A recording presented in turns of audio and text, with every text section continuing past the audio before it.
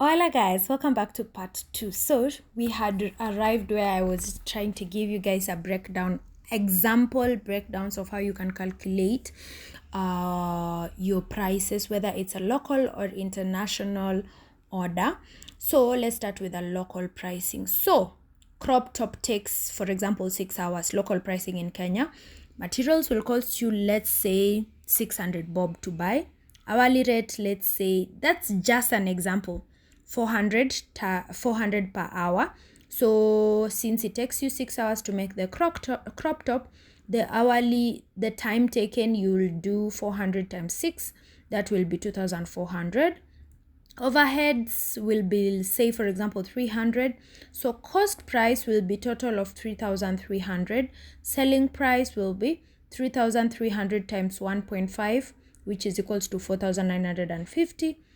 That is now the price of the crop top, which will take you 6 hours to make. So that's an example of how you can calculate the price of things that you make. Yeah, materials, hourly rate, overhead, then cost price, then selling price.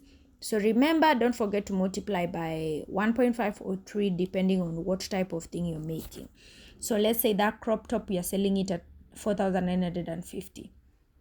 Let's go to international pricing in USD. So let's say materials cost you $5. Hourly rate is, say, $15. Times 6, that will be $90. And then cost price $100.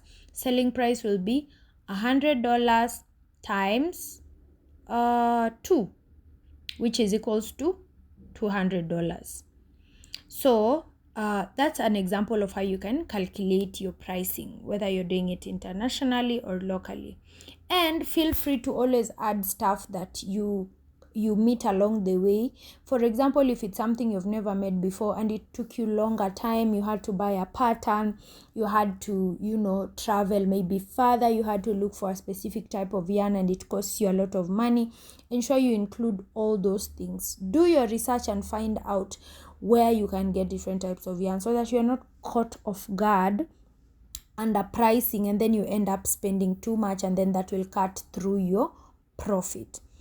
Okay, I'm gonna give you a bonus pricing checklist that will help you always get it correctly.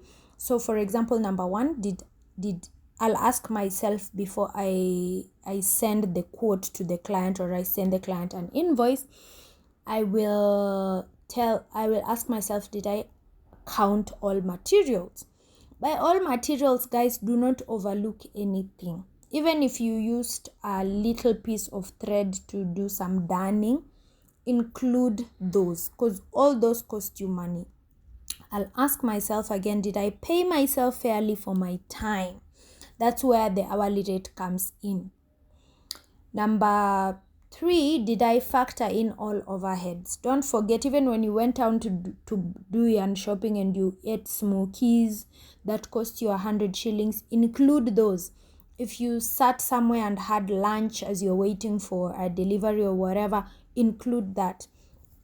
Next, does my final price make me a profit? Yeah, the profit has to make sense. It has to make sense with the time you spent. It has to make sense with all the work that this piece cost you to make or all the work that it took. Then, is my price in line with my brand? So at this point, you already know how you're positioning yourself as a brand. In the previous video, we talked about branding and setting yourself up for success. So is this price making sense? Yeah. So if your price is those are the questions you need to ask yourself. So those are the bonus pricing. And I hope the lady who asked for these videos has gotten has been satisfied. If you have any more questions, feel free to comment, share, like, and be sure to comment and share and like and text people, tell people about these videos I'm doing, because we want to educate people and ensure that people are not starting from negative.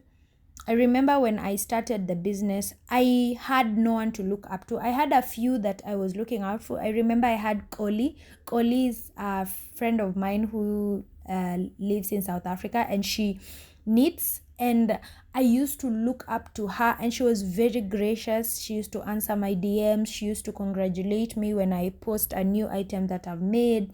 She used to, reshare my posts and all, and it really encouraged me.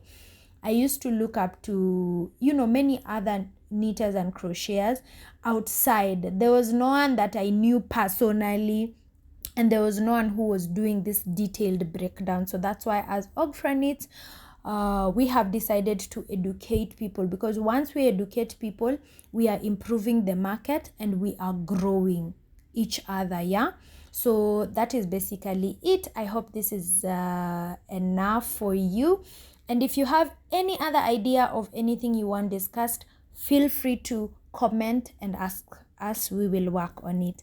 Bye.